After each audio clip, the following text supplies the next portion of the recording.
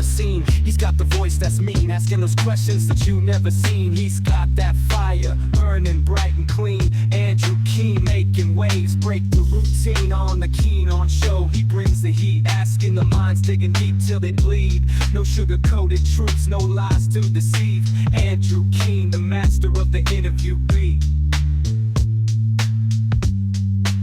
He's got the knowledge, he's got the flair, challenging ideas with a fearless stare. With every question, he's uncovering what's there. Andrew Keen, a truth seeker, he's aware.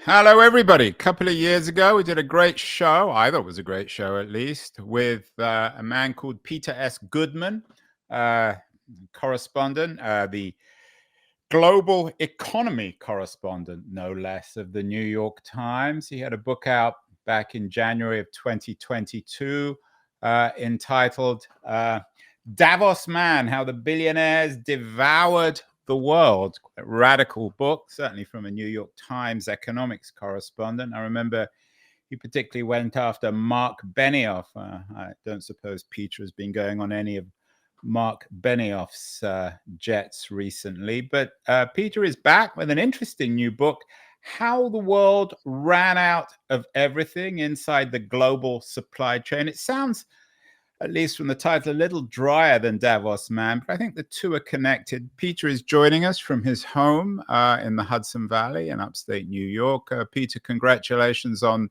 the new book. Are these two books connected? Is this new book volume 2 of the Davos Man, or are they actually books in parallel about the current economic world? Oh, they're definitely connected. I mean, for a while, I was flippantly referring to this book as Davos Man on the Sea. I mean, there's a lot of monopoly power that goes into explaining how the billionaire class has managed to amass so much wealth and use that wealth to amass political power, and then use that political power to sort of tilt policy in its favor. That's the last book, Davos Man. This book looks specifically at the supply chain, where there is a lot of impact from some of the corporate practices that I described in Davos Man, the financialization, in particular. This explains why the American market is dependent upon this lightly regulated international cartel that runs global shipping and that dominates shipping across the Pacific. So factory goods that are coming in from Asia to the West Coast of the United States. I mean, the two ports at Los Angeles and Long Beach are the gateway to roughly 40% of the imports that come in by container ship. And the reason why prices could go up so dramatically in the space of a few months during the worst of the pandemic is because we just don't have any other choices. This book is about exposing the consequences of us being dependent upon this rickety ad hoc supply chain that's dominated by monopoly interests. I want to get to the details of what exactly and when exactly we ran out of everything, at least according to you. But are you suggesting then that, and there was a piece about you in The Nation recently, your argument suggests that it's the poor, the less powerful, who were most affected by all these shortages, all this scarcity? Well, sure. I mean, anytime there's a shock, the people who are most vulnerable, the ones who suffer the most. But the supply chain crisis hit everybody. I mean, to be in the richest, most powerful country on earth and not have personal protective gear, to not even have, even your friend Mark Benioff, I don't suppose he was particularly affected. I think Mark Benioff was okay. One of my 5 primary characters in the last book. He wrote out the pandemic mostly at his waterfront place on the Big Island of Hawaii, while saying lots of things about how it hit us all equally. I think if you're in the billionaire class and you're living on your own island, in many cases, you got your own jet, you got yachts, you do have resources that the rest of us don't have. But just about everybody faced the shortages that went along with the supply chain disruptions of this pandemic. I mean, my own family was living in London under quarantine. We had it pretty good. We had outdoor space. My wife and I could both work from home, but we had a baby born in April of 2020, and we couldn't get hand sanitizer. We couldn't get the ingredients to make our own hand sanitizer. And this, on top of all the other disruptions from the pandemic, was just kind of cosmically bewildering. And it gave you this sense that the whole world was out of whack. Yeah, I like the way you put that. Cosmically bewildering. I might put that in the title, Peter. So Okay. is this book about COVID, about what happened in COVID, or is COVID somehow accidental? Did the world run out of everything during COVID? Is that what happened? Well, COVID was the thing that exposed the vulnerabilities that had been there all along. There's a lot of engineered scarcity in the supply chain because when there's limited competition and you've got a dominant hold on the market and something happens to disrupt supply, that is an opportunity to jack up prices. And there's no transparency. So consumers get, okay, shipping prices are way up. Okay, truck drivers are in short supply. Rail service is disrupted because there aren't enough people to maintain the tracks or drive the trains. We get that prices are going to go up, but if you're in a market with no competition, you don't have to worry about somebody coming in to provide the good or service that you're supplying at a lower cost.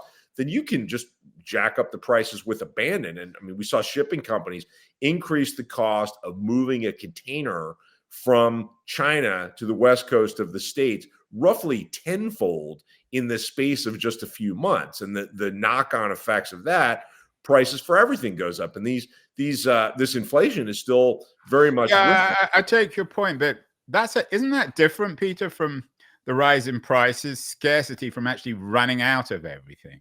Or did we not really run out of anything? And that just suppliers, shipping companies, other manufacturers used this as an excuse to raise their prices? Yeah, it's both. I mean, look, we ran out of some things. I mean, the title is playful.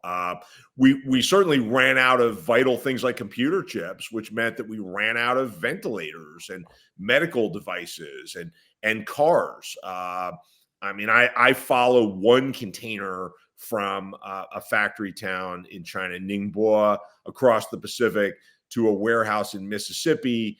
These are, plastic light up novelty cubes. And the guy whose business I was tracking, a company called Glow in Mississippi, had gotten the most important contract in the history of his startup company. He was making these bath toys for Sesame Street.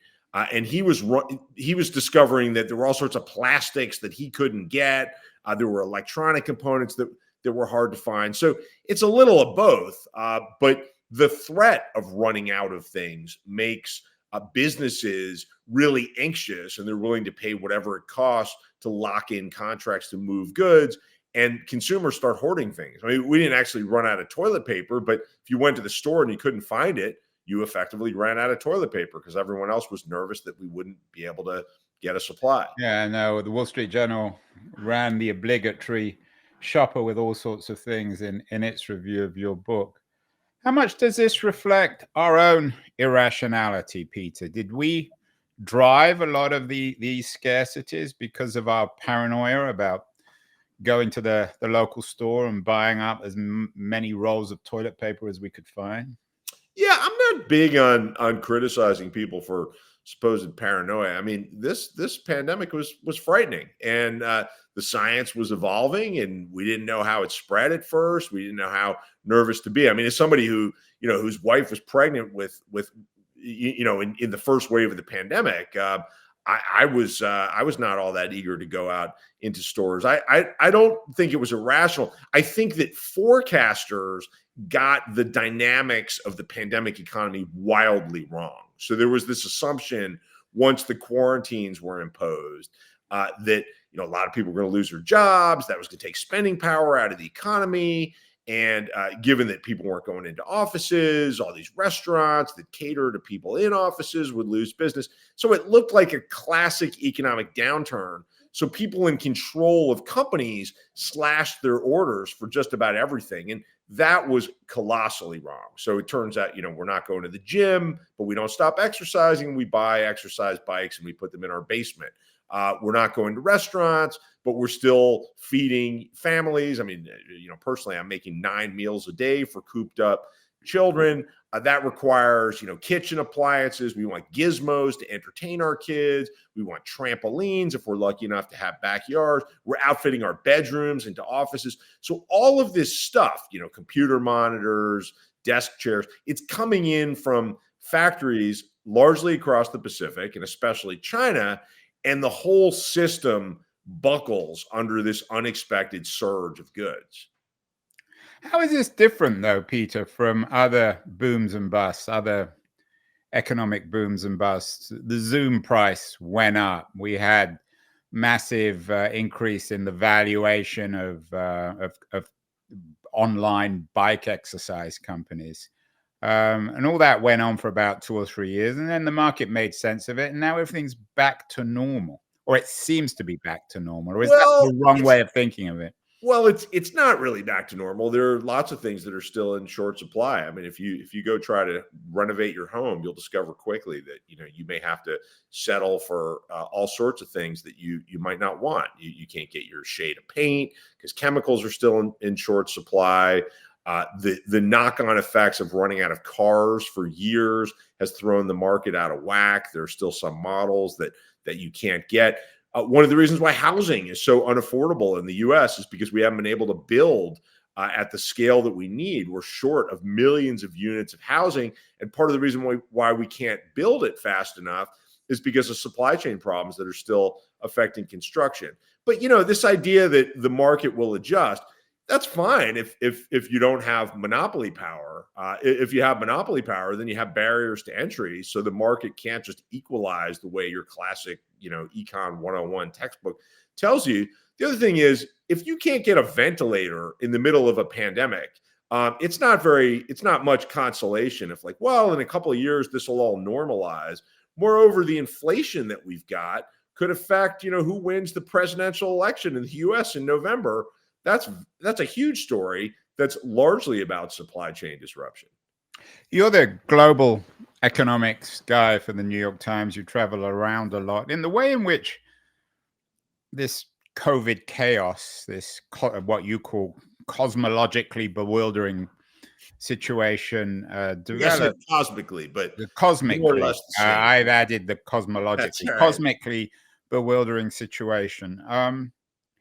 We, and I'm speaking generally here, we were presented, I think at least, maybe you can correct me, with the idea that that things were worse or more bewilderingly cosmic in the US than they were in countries like Korea and Germany. Is there any truth to that? Or was the whole world being affected with these scarcities and the breakdown of the global supply chain? Oh, the whole world's definitely been affected. I mean, the way I stumbled on this story, I was still living in London. I was writing, my approximately 450th story about Brexit and the trade disruptions as, suddenly the United Kingdom is no longer part of the European single market. And I was talking to somebody who was importing stuff, electronics, I think, from Asia in Ireland. And he was telling me that the price of shipping goods had gone up, I think at that point, 7-fold in the space of a few months. And at first I thought that was a Brexit thing. No, that was this. There was a supposed shortage of shipping containers. The shipping containers were in the wrong places, and that was allowing shipping carriers to charge pretty much whatever they wanted. We saw shortages of all sorts of things. I mean, fertilizer in West Africa and Southeast Asia. Some of this is now related to the Russia-Ukraine war. This is post-pandemic. But some of it is just the residual effect of shipping being out of whack. By the way, we're seeing these problems right now. The Houthis in Yemen are opening fire on container vessels and other ships that are in the Red Sea headed toward the Suez Canal, which is a vital artery of trade for goods principally coming from Asia, going to Europe and to the East Coast of the States. And we've got shipping prices now rising, not quite to the level that they were in the worst of the pandemic, but they're getting there. And the result of that is, once again, companies are ordering well ahead of schedule, worrying about getting their stuff into their warehouses in time for the holiday shopping season. We're still very much in this, and it is a global phenomenon. But did some countries, perhaps with stronger, more regulated states, Korea or Germany or Japan, perhaps, or even China, did they deal or have they dealt with this crisis better than neoliberal places like the United States and the United Kingdom? Unfortunately, I mean, the global supply chain doesn't really distinguish between your guiding ideology. I mean, so much of the globe is dependent upon manufactured goods in China for the simple reason that that's just been cheap and reliable. So by and large, the shortages have been a global phenomenon. I mean, in places where there's more industrial policy and where there's more manufacturing going on locally, such as Germany and South Korea, there's a bit more of a buffer than in countries like Britain and the U.S., which have largely relinquished their manufacturing to this China-centric globalization. But yeah, there's not much distinction because this concept I write about in the book, just in time, pioneered by Toyota at the end of the Second World War, it was a sensible idea. You don't just build everything willy-nilly. You make as much product as you need to replenish what you've already sold. This becomes, thanks to consultancies like McKinsey, this kind of crude imperative for the investor class to just slash inventory and take the savings, instead of sticking a warehouse full of parts or products you might need if something bad happens. You save the cost and you give it to yourselves through executive compensation. You give it to shareholders through dividends and share buybacks, which make share prices go up. But we head into the pandemic with very little backup plan. And anytime there's a shock, we see shortages. And the pandemic was not the first time, but it was the most profound time. Economic disorder. Peter S. Goodman's an expert on that. He covers it for the New York Times. He has a new book out covering what's happened, especially since COVID, how the world ran out of everything. How the world ran out of everything inside the global supply chain. I want to thank our friends at Disorder, an excellent new podcast about political disorder. Peter's an expert on economic disorder.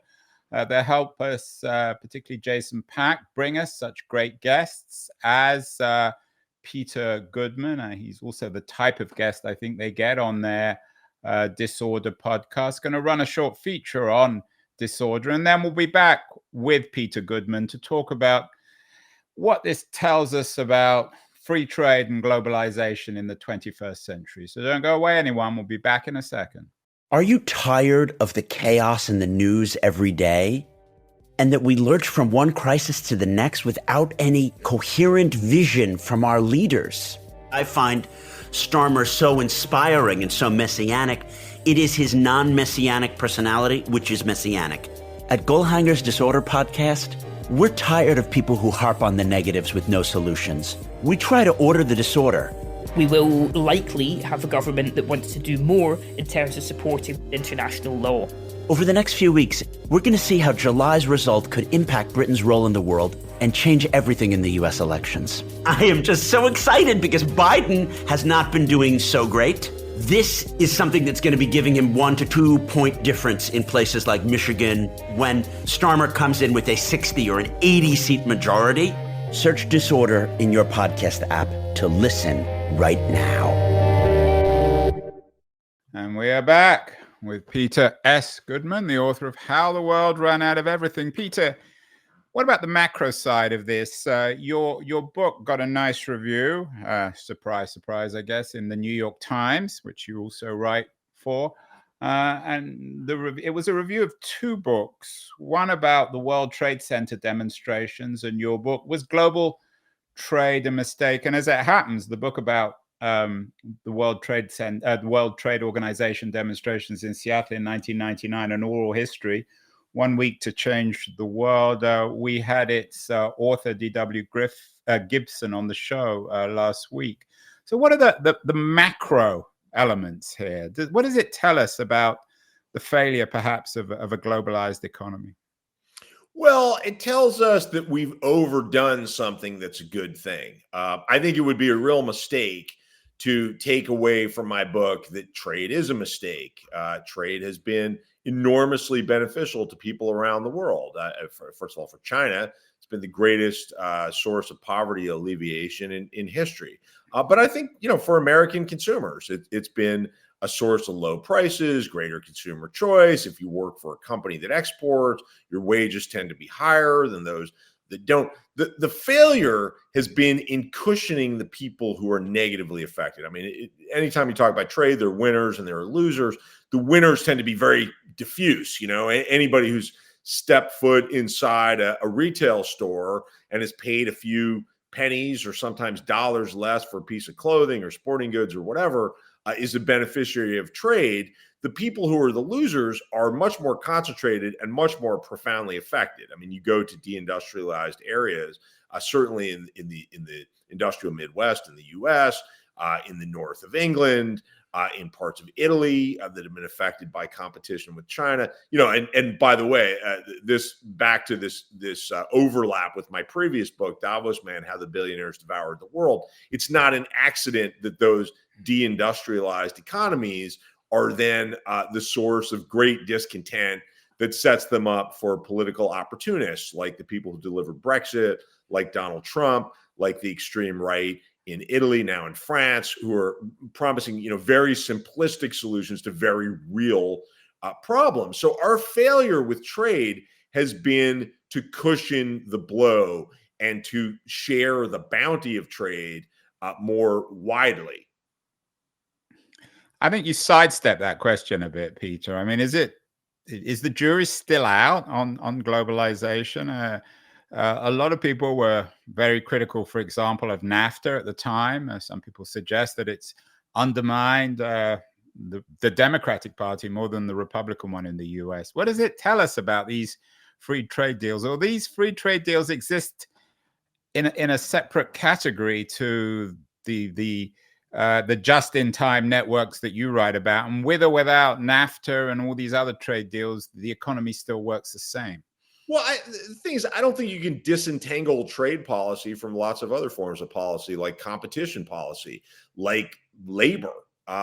In a country like Sweden, where there's national health care and where education is affordable, and where people who lose jobs have very effective job training and help with their income and their housing if need be, trade is not the wrenching experience that it tends to be in a winner-take-all society like the U.S. I think in terms of the message of NAFTA, China entering the WTO, the issue is not so much that we engaged in trade and global integration. I don't think globalization had to be the disaster that it's been for significant numbers of people. And it really has been a consumer bonanza for the vast majority of people.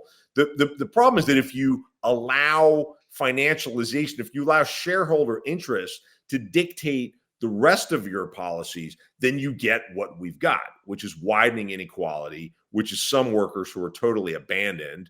And so our consumer gains come at the expense of communities that are absolutely decimated.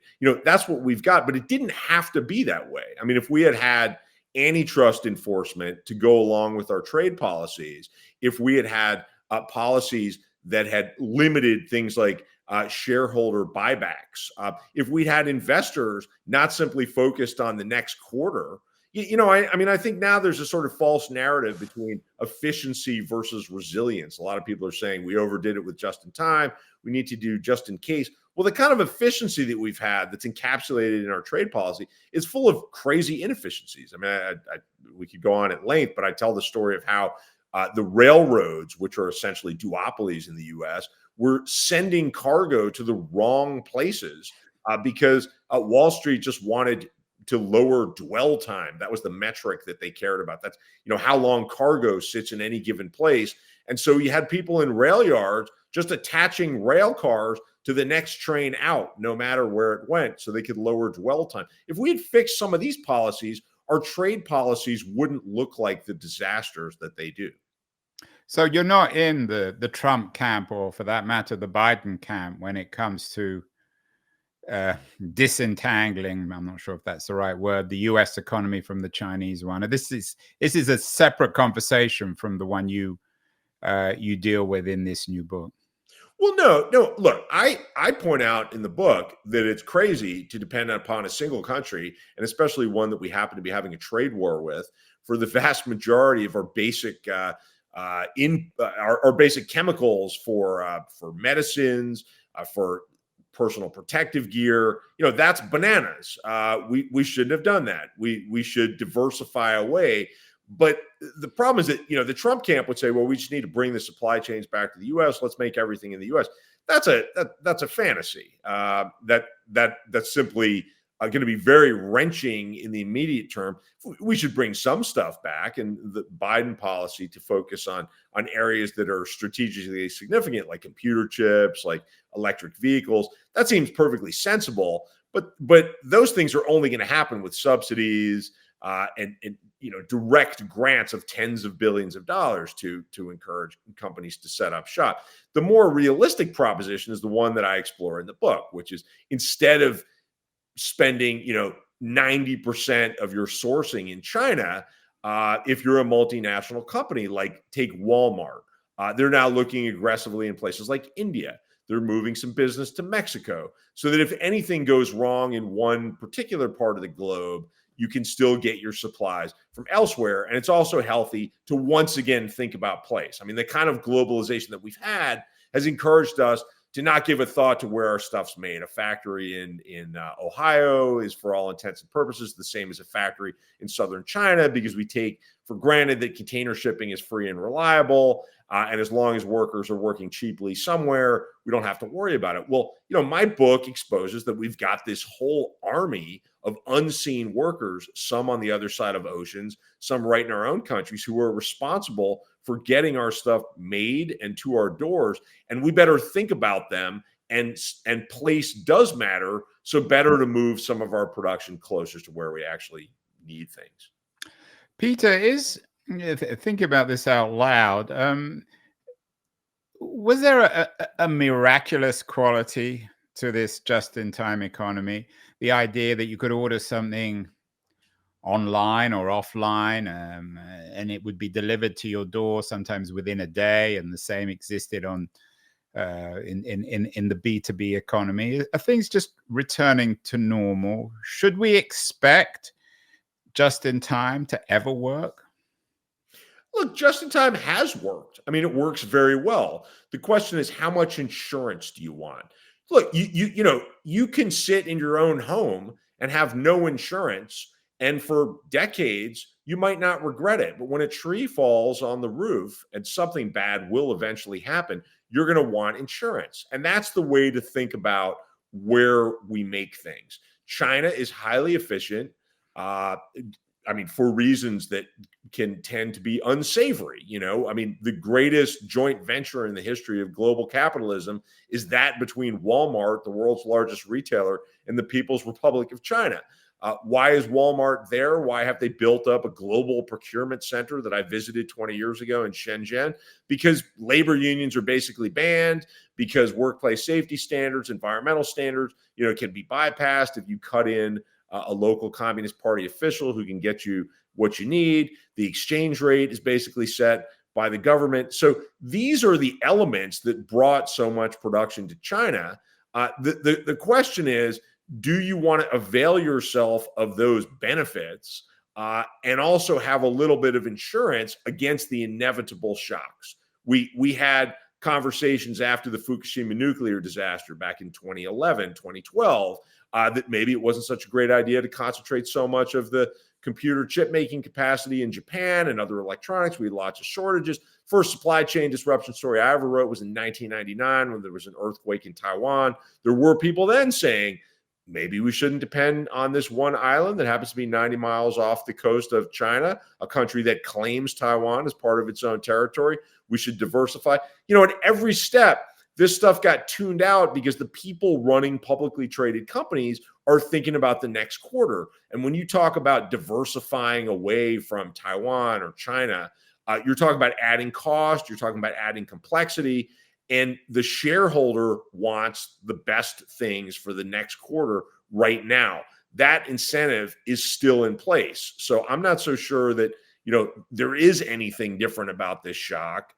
The further away we get from the pandemic, the more reason there is to believe that the lowest price will again prevail. And we, society, will be on the hook for what happens the next time there is inevitably another shock. Are you really saying, Peter, that American capitalism, Wall Street capitalism, doesn't work?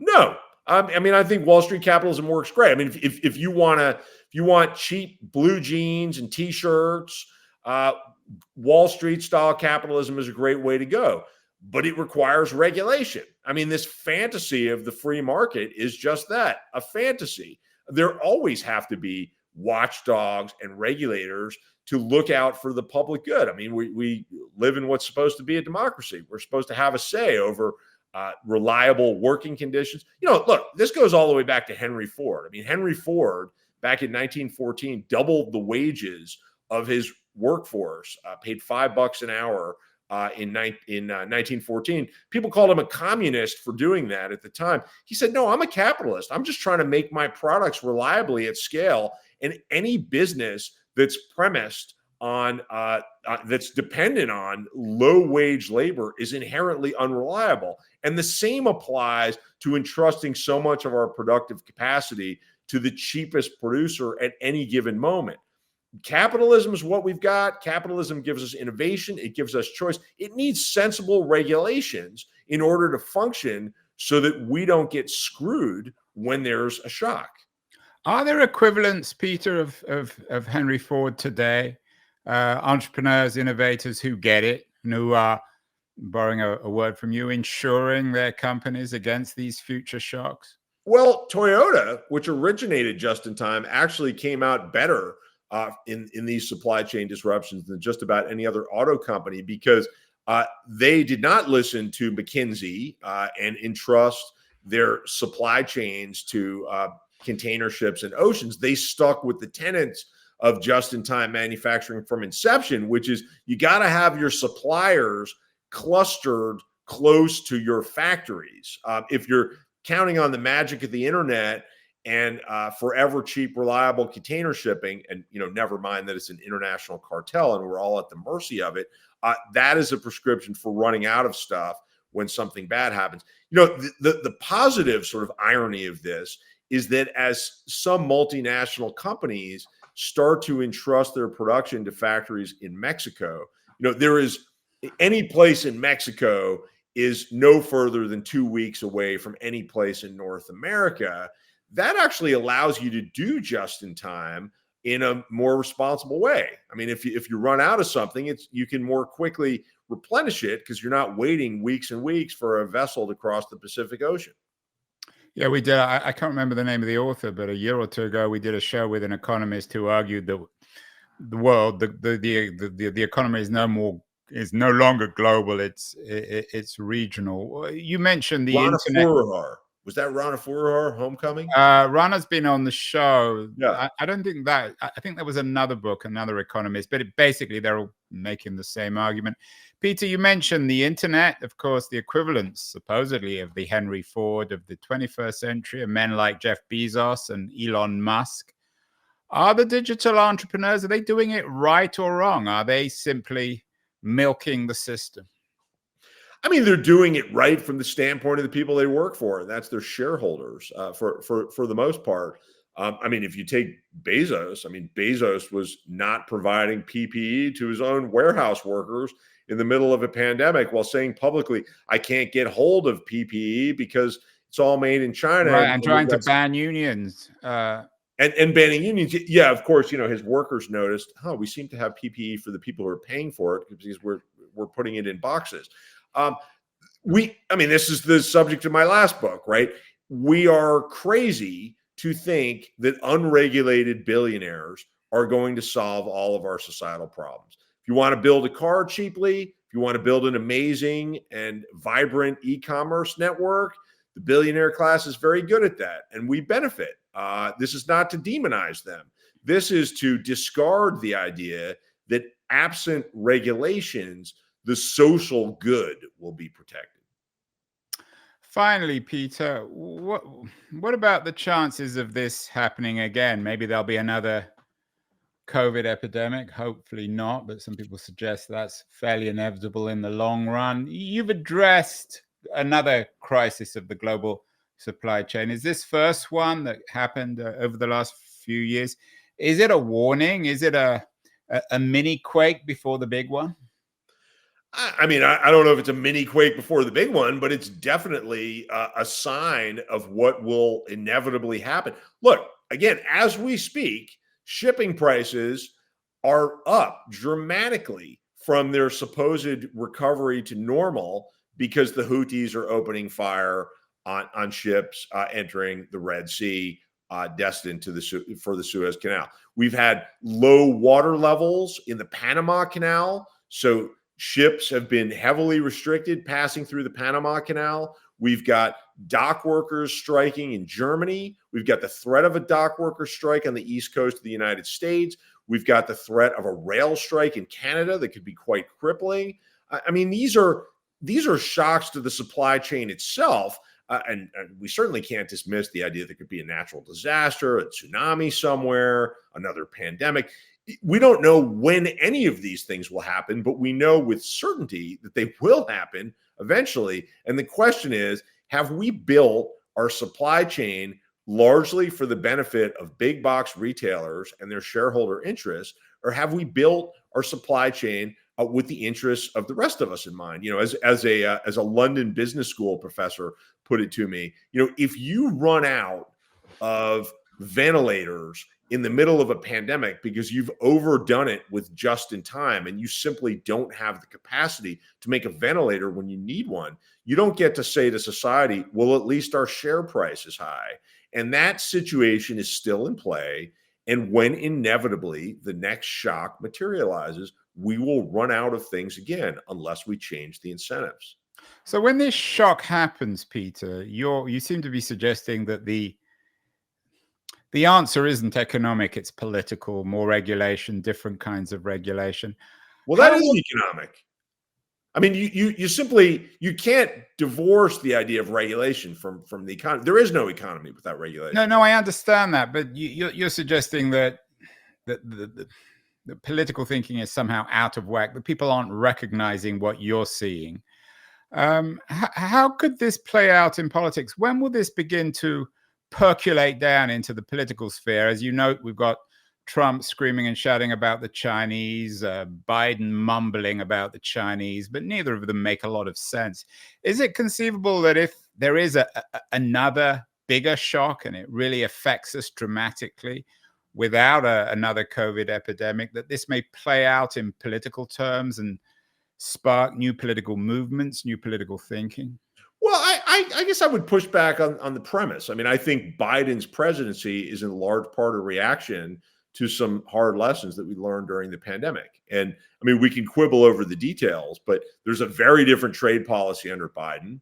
Biden has embraced industrial policy, and his national security advisor, Jake Sullivan, says routinely that supply chains are a matter of national security, and that the old days of simply assuming that scouring the globe for the lowest cost provider of goods was a good way to go. You know, that's over, and we now do have to think about where we're making things. So I think we've already entered that new era. The question is whether the shareholder interests will prevail, or whether the pressures that have been unleashed for companies to go and limit their dependence upon the Chinese supply chain in particular, whether that will stick. And there, I'm not so sure.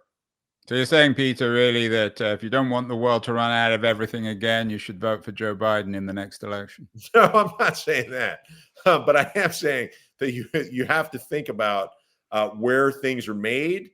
We should embrace labor mobilization. The fact that working people are earning more tends toward the good in terms of reliability of services. I mean, one of the reasons why we ran out of truck drivers, and I'm putting that in air quotes, one of the reasons why we ran out of people to work in warehouses is because we've over decades just so downgraded these jobs and have made them so untenable and unappealing. I mean, I rode with a truck driver for 3 days through the midsection of the U.S. in the middle of January 2022, and came away with the unmistakable reality that if you got another way to make a living, you're going to do it. And unless we address that, then whenever there's a shock again, we'll run out of workers. People will go find other stuff to do.